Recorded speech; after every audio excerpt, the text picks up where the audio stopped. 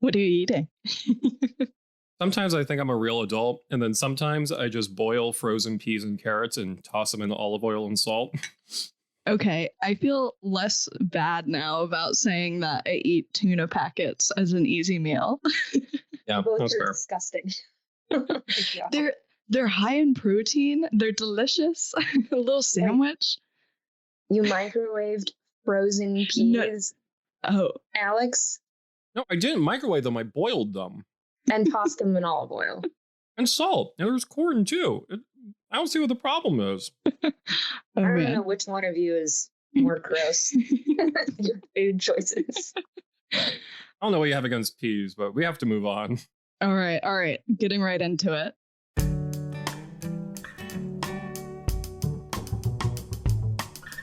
Welcome to GovCast, keeping up with federal IT's top decision makers. I'm Alexander Bolova, production lead at GovCIO Media Research, and today we are recapping our 2023 Women Tech Leaders Summit, which was held last Thursday at the International Spy Museum. With me today are the moderators of the event, Editor-in-Chief Amy Kluber, Deputy Editor Kate Macri, Senior Researcher Sarah Seibert, and Staff Writer Researcher Anastasia Obis. Welcome, everyone. Hello. Hi, Alex. Hi, Alex. Hey, Alex. Our annual Women Tech Leaders event is a favorite here at GovCIO Media Research, and with our largest attendance yet, this year's edition was exceptional. We had speakers from the Departments of State, Veterans Affairs, Justice, Labor and Defense, as well as leaders from across industry. Topics included recruitment, mentorship, marketing and development, and to top it all off, we inducted 6 new leaders into our Flywheel Hall of Transformers. We've got a lot to cover, so let's dive into our first panel, which was our fireside chat on harnessing the current labor market to recruit government women tech leaders. Sarah, you moderated this panel. Who did you talk to? I spoke with the Department of Labor's Deputy Administrator in the Office of Apprenticeship, Megan Baird. So the Biden-Harris administration has made expanding registered apprenticeships a top priority. Apprenticeships offer a high-quality, debt-free, equitable, earn-while-you-learn model to apprentices. So these programs have potential to solve challenges at agencies and organizations that face issues with recruitment, training, onboarding, retention, in addition to helping create a more diverse and equitable workforce. Apprenticeship. Interesting. Sarah, what is that? Registered apprenticeship programs focus on a few key components that differentiate the programs from other workforce training strategies. So under these programs, individuals are fully employed by an employer and have paid work experience. They're also offered progressive wages and have access to on-the-job learning and classroom instruction, as well as mentorship opportunities. So these programs lead to an industry-recognized and nationally portable credential. Additionally, women apprenticeship earnings grew at a faster pace of 62% compared to women workers outside of an apprenticeship program whose growth earnings were around 19%. DOL also found that the pay gap closed substantially 2.5 years after a woman entered a registered apprenticeship program. So to put that into context, before a woman started her apprenticeship program, their earnings were around 77% of a male apprentice. And then 2.5 years later, it grew to around 92%. So in all of that, Baird explained that these stats have led evaluators to say that registered apprenticeship can be a solution to actually closing the gender pay gap, which I have never heard anyone say in a little over 2 years on the job. So that was exciting to hear. Thank you, Sarah. Our next panel was mentorship and leadership strategies for building a next-gen workforce. Kate, this was your panel. How'd it go? I thought it went really well, other than not being mic'd when I was about to go on stage. So, moment of panic, but I think we recovered pretty well. I had a pretty big panel, and I thought it was really cool to hear from some very different perspectives on that panel. We had people across basically all like the sectors of government, like health and civilian and DoD, basically, and then also industry. So we basically covered all 4 categories. So I really enjoyed getting all of those perspectives. But I thought one of the most interesting takeaways from that panel was this discussion around demystifying and myth busting what mentorship looks like and making it more accessible and more approachable. Because I think that's something that's really important for women who are interested in pursuing some sort of leadership role or are interested in, really advancing in their careers. Maybe they have like big ambitions for like being the head of a federal agency someday. I don't know. And sometimes it can be a little hard to have the confidence to go for something, especially if you don't see someone that looks like you in the position that you're going for, whether you're in a male dominated field or you're a person of color and you're surrounded by white people. So I think it was really great to hear from different women on the panel about how you can seek out other women leaders to learn from, but also just have the confidence to go for something. I feel like this panel really was almost like a mentoring session in a way, which is what I wanted it to be, almost like a preview into like what having a mentor would be like, because I felt like I had the opportunity to ask, specific questions about, like, what should you do? Like, if you want this, or like, how do you do this? And I think all of the women on the panel really leaned into, here's some practical advice. And I'm basically mentoring the audience right now. If I were in the government space, like an actual government employee or trying to be, I feel like I would need a mentor just to help me like apply, because that application Seriously. process is not human. Yeah, definitely. I also liked that they differentiated between two terms that I think are often used interchangeably, which is a sponsor versus a mentor. Mentor being someone who like helps you work through specific career problems you're encountering, or like kind of coaches you, I guess, to get you where you want to be in terms of developing your skill set, versus a sponsor as someone who advocates for you and puts your name forward for opportunities, or like tries to help you get like that next promotion or whatever it is. And I think sometimes those two different roles can be filled by the same person, but they don't have to be. And I thought that was a very interesting like line of discussion as well. Thank you, Kate. Our next panel was a first for GovCIO Media Research. We had lightning rounds with 4 speakers. Amy, can you tell me a bit more about this new format? This one was fun. We have a Women Tech Leaders working group, and a lot of those members are really like charismatic, and they had a lot of great ideas in the working sessions that we had. So we wanted to do this session that really put them kind of more front and center than just a traditional panel, like back and forth interview. So the lightning rounds basically had 4 really great leaders present an initiative of their choosing for 5 minutes each. And it was really cool. I feel like we got a better look at something more specific than just like general talking points. So we had the VA, we had FDA, we had FBI, and the digital services director at CMS. So kind of a good little sampling of topics there. And first, the VA's chief strategy officer, she's Nicole Gilbride. She presented their personal pronoun project. I thought that was super interesting because she tied it to tech in a way. So the VA basically, and I think she said it was 90 days, they rolled out this new way for all its employees to be able to assign personal pronouns to their directories. And there was like that tech angle in there where they had to figure out how to incorporate into their help desk. So people who were having like tech problems, making it happen, they had to do all that for this new initiative. So that I thought that was pretty interesting. And now they're trying to work with the rest of government to maybe model the same effort to everybody. So that's pretty cool. She also had pink hair. I loved it. And then we had Jessica Bareilles. She's with the Office of Digital Transformation at FDA.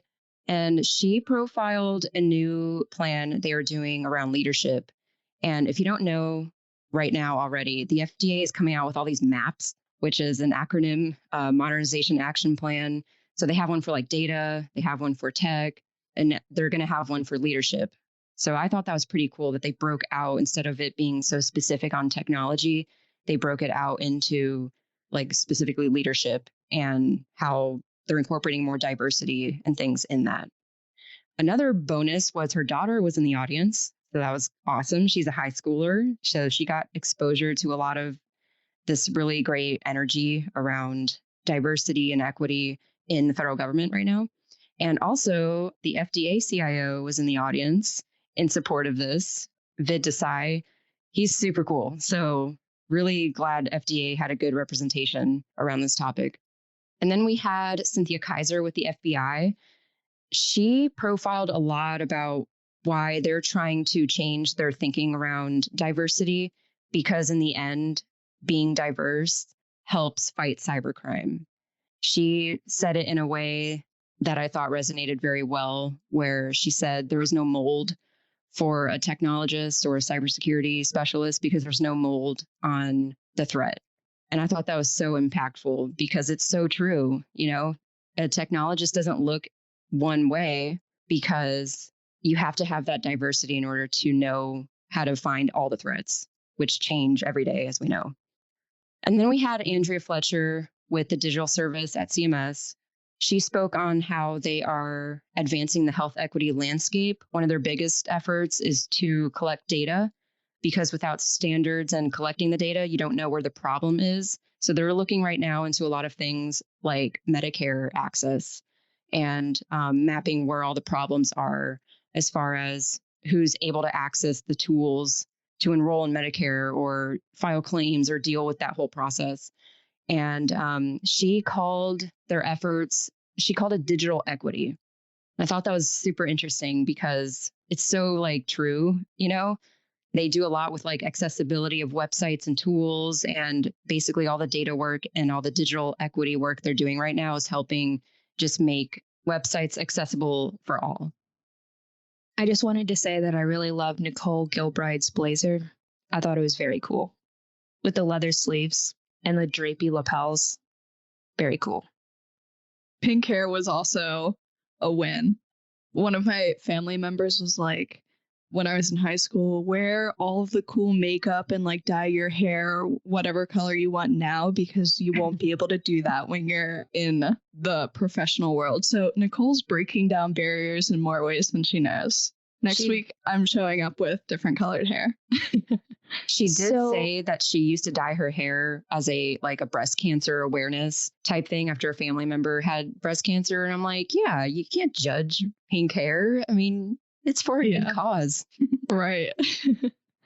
Yeah, one of my panelists complimented her blazer. So we also had Melissa, who during our prep call, she asked about the colors of the event, and she had a really beautiful suit that matched our colors. So everyone was so fashionable.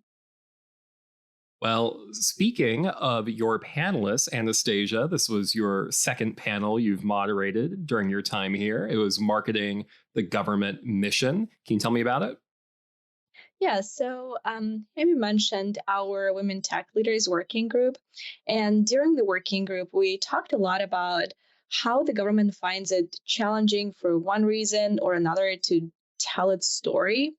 And major tech companies do such a good job at advertising themselves as these exciting and interesting and dynamic places to work at. But a lot of innovative work happens in the federal government, and people are just simply not aware of it. And the messaging kind of never gets out of Washington. So it's just kind of stuck in this echo chamber. Even my panelists talk about how the federal government was never on their radar prior to joining their agencies. So I was honored to be joined by 4 really incredibly talented women from different agencies across the federal government. We had Melissa Weiss. She serves as the Vulnerability Disclosure Program Director at the Department of Defense Cybercrime Center. They're relatively new, but they've been the trailblazers in the space. because they rely on the expertise of white hackers to search for vulnerabilities for the Department of Defense. Now that effort is being pushed further, but they were the trailblazers in the space. So we also had Margie Graves, who is a senior fellow with the IBM Center for the Business of Government. She has so much knowledge, and she's been in and out of the federal government for a long time. Devin Beard, she serves as the People Operations Director at the Department of Veterans Affairs. And we also had Dr. Renee Wiggerson. She is the ARPA-H Director. They're a new agency. They're doing incredibly innovative work. And if you haven't heard of them, go check out their website. But we talked a lot about what role the government mission played in their decision-making process. And of course, to no one's surprise, it's the passion for the mission at their agencies that drove them to join the government. So, for example, Devin said that she was a military brat, so she really felt like she wanted to give back to her community. And she's been with the Department of Veterans Affairs for a really long time. I also thought it was important to address the pay disparity between the public and private sector. It's a really big factor in deciding whether to join the government. And I wanted to learn more about how the government agencies are addressing that issue, and especially for younger generations, because of the cost of living and the inflation and everything. It's just some people just can't afford taking a pay cut. So it's a really big deciding factor in whether to go into the private or public sector. So we addressed that. And we also talked about how the government could do a better job at marketing itself and also specializing its messaging to attract people from different generations or to attract more women and to have more diversity. So really interesting. I don't want to spoil it all. Go watch it. Is it safe to say that your panelists agree that government has a marketing problem? Oh, yes.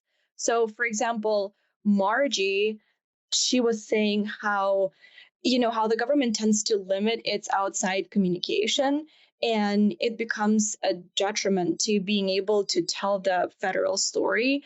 And she was saying how there is a lot of really great work and a lot of good that is happening inside the agencies. And while the private sector is doing such a great job at advertising itself and posting on social media and getting that message out, the federal government kind of limits its communication. And so a lot of people are just not aware of it. And yeah, they were talking about, the outreach to universities and colleges.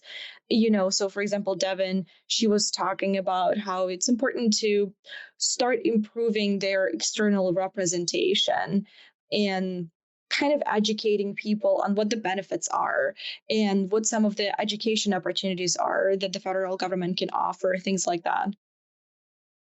Thank you, Anastasia. Yeah, it's important to be out on social media and promoting your message and what you're all about, which is a great reminder for all of our listeners to subscribe to our various social media platforms, including our Instagram, which we were very active on for our event. It's a great way, if you couldn't make it, to kind of get live updates on what was being discussed. So make sure you follow us there at GovCIO MR.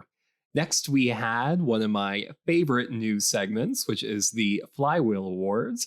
Amy, can you run us through the winners of this event's Flywheel Awards?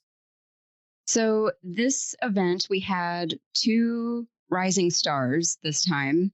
That was Krista Kennard from the Department of Labor and Kristen Govich from the Department of Veterans Affairs. Both of them kind of are true to the rising star name, but they're doing some really incredible, impactful work around helping veterans access their care and benefits, schedule appointments, et cetera, and the technology behind that. And then Krista is just really big into data innovation and bringing in more automation to improve workflows. And then we had a really cool woman who actually was born out of our Women Tech Leaders working group. Her name came up. I had never heard of her before this because she was really big in the private sector and she'd only been at CISA for 3 months. Her name is Lauren Zabrick, and she's working in the cybersecurity division at CISA. So Lauren, she was a prior Air Force intelligence officer, and she does all this cool stuff around getting people more engaged in the workforce and removing things like racism and bias from the workforce with efforts like a hashtag movement that she started. So she was super cool. I'm so glad to have met her. She's our workforce champion. And then we had a digital transformer, Florence Kasule from the digital service. She also brings a very human approach to acquisition. And sometimes I feel like acquisition gets a lot of attention as far as how it's being modernized to accommodate more quick technology schedules. But she kind of approaches it differently. It's more like it's less about the technical things and it's more about being a human about it, getting that human-centered design angle into it. So I thought she was really interesting. She spoke about that a little bit. And then we had our Woman Tech Leader of the Year, who is Lauren Knausenberger from the Air Force.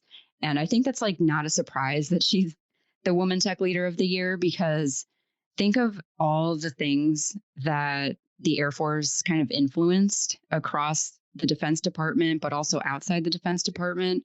Things like Platform One, the cloud managed services environment, and thinking around zero trust and DevSecOps. Like, she just makes sense for this. And so I was really happy that she was on hand to kind of talk to us about what it means to be a woman in that kind of role.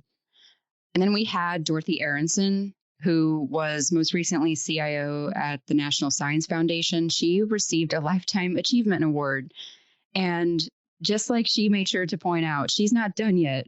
So I want to make sure I say the Lifetime Achievement Award does not mean we are marking the end of your career. But over her career so far, she has made so many impacts at the agency. She's been there so long. And I feel like she brings a very human approach to her leadership. And it's more than just like tech. It's more than data. It's about like getting leaders built up. So I feel like she just fits for that award very well. And her mom was in the audience. So congrats to all our winners. They're going into our Hall of Transformers now. I think it was really cool that Lauren Knausenberger got up there and highlighted the fact that all of the top cyber people in the Air Force right now are women, which I thought was such a cool like factoid, and also kind of highlights one of the reasons why we're giving her the Women Tech Leader of the Year award, because she's really been on the forefront of some pretty big digital transformation efforts at the Air Force and also really across DoD, because the Air Force has really been setting the tone for how DoD modernizes software development. And her leadership with raising the profile of the software factories has also had like a huge impact and had a direct influence on DoD's software modernization strategy, which came out last year, which is a big deal for the joint warfighting cloud capability, et cetera, et cetera. She's just really been on the forefront of some really big shifts in how DoD approaches tech. And so I think that's one of the reasons why we decided to give her that award. Actually, Software Factories got a huge kudos from Nicole Gilbride on the Lightning Rounds session. She said that is one trend or whatever to look out for in the future, that everyone's going to be having a software factory. I was like, yeah. Yes. See, and Lauren Knausenberger is a big reason why that's really like come to like the forefront of like government tech transformation, because software factories, there were a couple of them that launched before she became CIO, but she's really the one who's like, she's like the leader who made this something for people to keep talking about and to keep investing in. Like, she's the one who helped like carry it forward. You know what I mean? Which is like really what a good leader is supposed to do, is not necessarily like come up with all the best ideas, but like recognize the best ideas and elevate them. Yeah, this really was an exceptional group of awardees, and even more exciting that you can find them not only in our Hall of Transformers, but most of them have appeared on our podcast as well, which means I believe we only have 2 more of our winners who need to come onto our podcast. So Lauren and Kristen, if you're listening, please send us an email. We would love to hear from you on GovCast, HealthCast, or CyberCast, your pick. To wrap up our event, we had our closing fireside chat on developing the cyber workforce. Kate, you were the moderator. Who'd you talk to? So I conducted this fireside chat with Caitlin Clark, who is the Assistant National Cyber Director for Planning and Operations. I think she was a great person to close out this program because she had a very down-to-earth and perfect perspective on getting women into tech and specifically government tech jobs, because she doesn't have a STEM degree and her career has taken a lot of different twists and turns, and she hasn't necessarily worked with cybersecurity her entire career, but she did a great job explaining why women in particular, even women with liberal arts degrees who may not have tech expertise or some kind of STEM degree, how they can make a difference in the cybersecurity space, and also why they're needed, which I think was really powerful. She really kind of called back to some things that Cynthia Kaiser was talking about in the lightning rounds, which is, your background and your skills as they are needed in this space. So you really should be trying to get into this space because we need more women in cybersecurity, and there's a major cybersecurity workforce shortage. So come work for us, basically.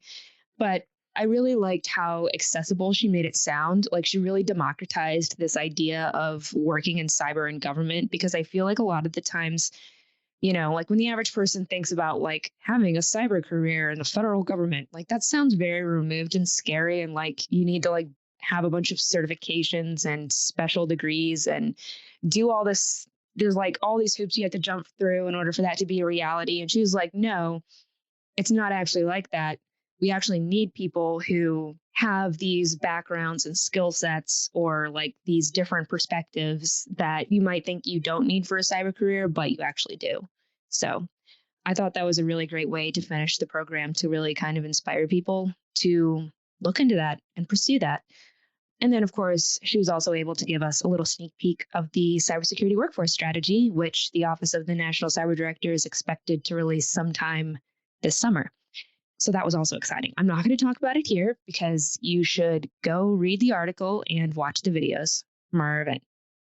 That office is releasing so many new things lately. It's very, very exciting considering it was brand new a year ago, They have a lot of women in that office. That's all I'll say. Thank you, everyone, for that terrific recap of the event. Listeners can find recordings of the panels as well as in-depth articles on our website, govciomedia.com. We'll be back with our next event, Health IT, in September, where maybe I'll get to host the Flywheel Awards again. But in the meantime, make sure you're subscribed to GovCast. And if you like what you heard, leave a review on the podcast platform of your choice. I'm Alexander Bolova. I'm Amy Kluber. I'm Kate Macri. I'm Sarah Seibert. I'm Anastasia Elbis. Thank you for listening.